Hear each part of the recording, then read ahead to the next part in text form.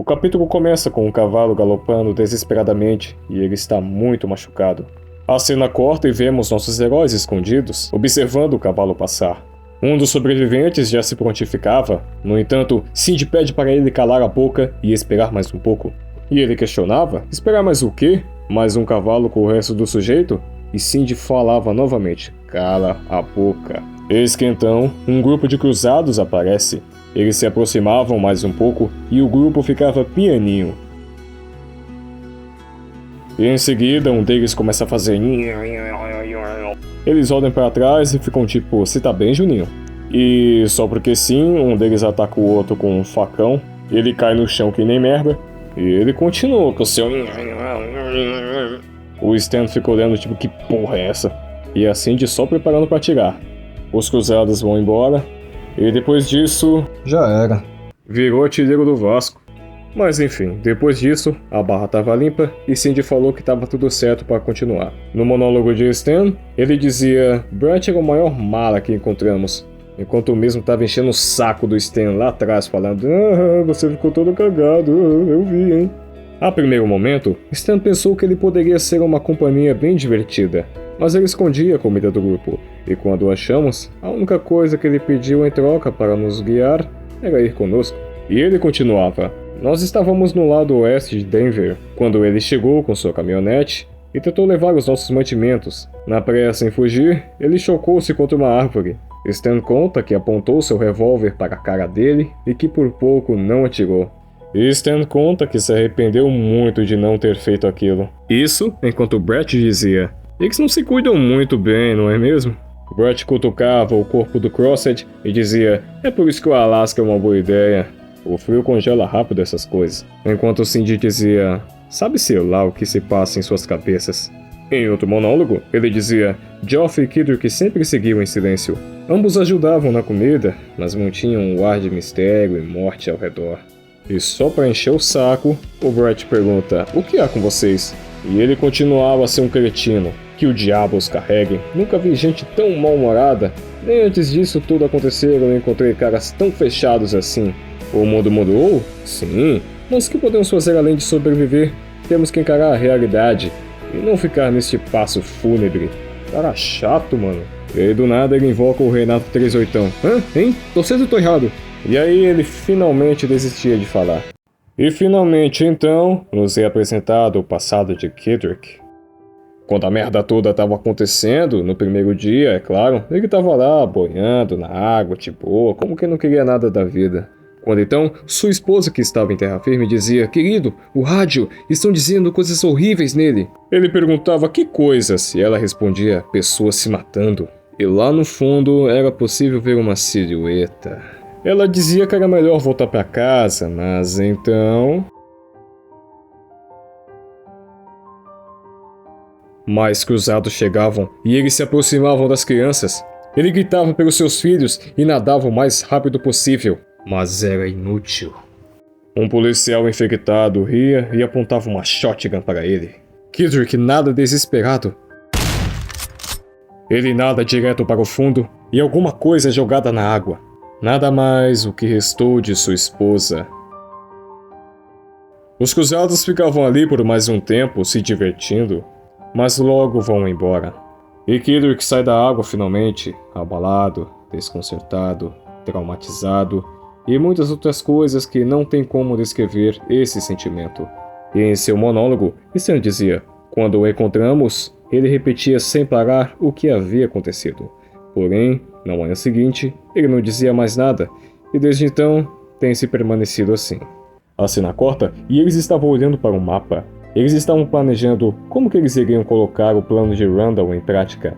Uma das opções era ir pela praia, mas tinham duas falhas. A primeira é que na praia é muito mais fácil você ser visto de longe, e a segunda era que ninguém ali sabia velejar. E que até mesmo corriam o risco de um Crossed saber velejar muito melhor que eles. Brett pergunta qual seria a melhor ideia além da praia. Geoff dizia: ouvi falar algo ruim sobre ela.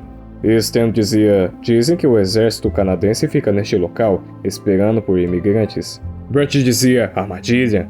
E Stan pergunta: o que você sabe? E o filho da Zunha responde: eles não esperam por ninguém, eles caçam. Podemos cair nas mãos deles, e só Deus sabe o que eles vão fazer conosco. E Cindy contesta, independente, irmão, a gente vai lá e ponto final. Cindy aponta para o mapa e dizia, acho que devemos seguir por aqui, longe das cidades. E claro, evitando a costa. Assim, teremos várias opções para correr, caso a gente seja descoberto. E Joffrey pergunta, você acha que a gente deve enfrentar o exército? Brett fica meio puto e fala, o quê? Não, dessa vez eu tô do lado dele, porque, pelo amor de Deus, né? E ele tenta argumentar dizendo, se virarmos para o oeste agora, podemos passar pelo Utah e a Nevada. Se seguirmos por trás, chegaremos a Oregon. E assim teremos um grande espaço aberto. Podemos ver a milhas de distância. E o velho continua, ele não para. E se é como nós desconfiamos, eles se comunicam entre si e já devem saber o que é deserto. É uma armadilha da morte. Devem evitar esse lugar há meses. E aí o Brett, que já tava meio bolado, dizia, vocês estão achando que isso aqui é uma viagem até o parque? Vamos caminhar 500 milhas do nada?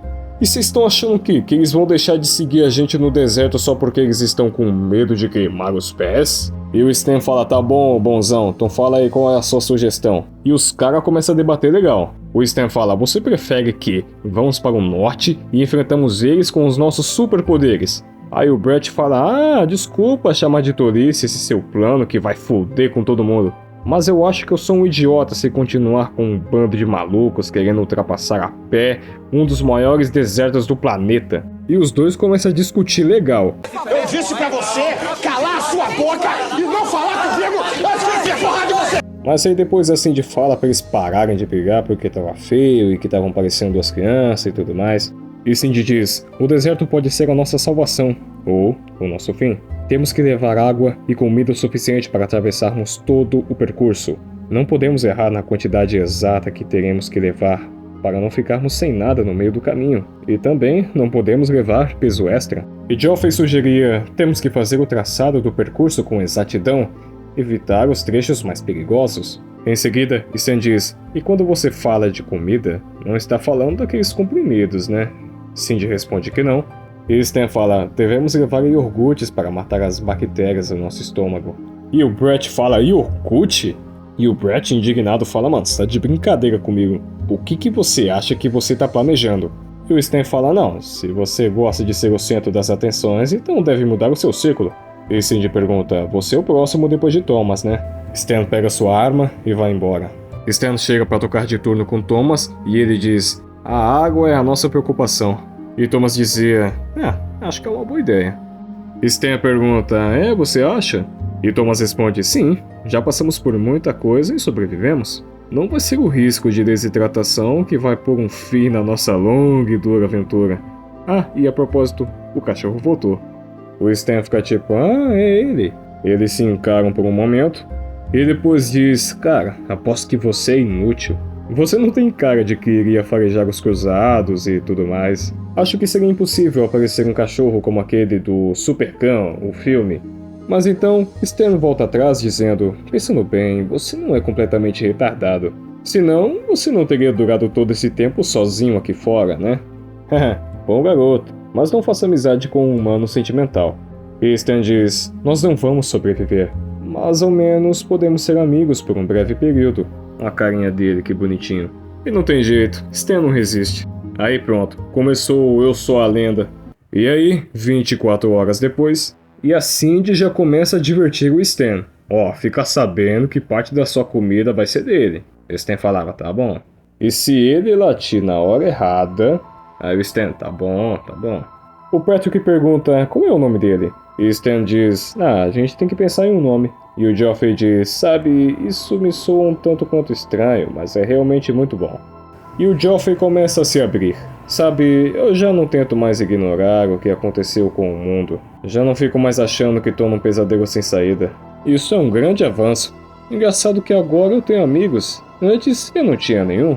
E aí esse velho comete o maior erro de toda a vida dele. Mas enfim. Ele dizia, na verdade eu não gostava de conviver com as pessoas. Por isso eu ficava sozinho. E o Stan questiona, como assim? E aí o velho pergunta, não, você se importa se eu falar sobre isso? Tanto o Stan quanto o Thomas falam, não, vai fundo. Aí ele diz assim: bom, eu só quero que vocês entendam que eu pensava nisso antes, tudo é diferente agora. Depois de viver esses dias com vocês, eu mudei muito. E ele começa a dizer um pouco da sua história. Eu vivia em uma cidade bem pequena, daquelas que qualquer fofoca se espalha com grande facilidade. Meu comportamento era para as pessoas algo muito esquisito. Eu era um tipo de maluco para elas. Mas o velho tava se empolgando um pouco, tava falando mais do que deveria. E o Thomas fala: ô, Geoff. Ele toca no ombro dele e fala: olha, eu sei como é difícil se abrir para os outros, mas se você quer falar alguma coisa, fala, mano, não fica escondendo. E o Geoffrey fala: não, eu tentei, mas é algo difícil. O Thomas tentava apoiar, falando: eu sei como é difícil. E aí já começou com uns papos estranhos. Ele dizia: eu costumava levar homens para minha casa, homens jovens. Eu torturava eles. Eu cortava eles em pedaços e depois eu enterrava embaixo da minha casa. E todo mundo ficava em choque. E ele contava: eu tentei parar, até que uma noite eu encontrei esse garoto na rua. Ele estava bêbado, mal conseguia ficar em pé. Então eu levei ele para minha casa, mas eu coloquei ele sobre a mesa, pronto para começar, mas... Ele termina dizendo: eu o deixei lá, saí correndo o mais depressa que pude. O Thomas já ficava enojado e a Cindy já falava: Patrick, vem aqui pro lado da mamãe. E o Geoffrey falando: não, eu nunca faria mal ao Patrick. E ele tentava dizer: não, eu nunca faria mal a nenhum de vocês. Vocês são os únicos amigos que eu tenho. Os únicos amigos que eu tive em toda a minha vida. E o Stan dizia, com razão: mas a gente não sabe quem é você. E todo mundo ali, ficava passado, cara. E Kidrick era o único que o apoiava. Ele o abraçava e dizia que tudo ia ficar bem. E Cindy simplesmente diz: ok. No monólogo final de Stan, ele dizia: naquela manhã, Geoff e Kidrick foram embora sozinhos. 5 dias depois, começamos a atravessar o deserto e ele voltou sozinho.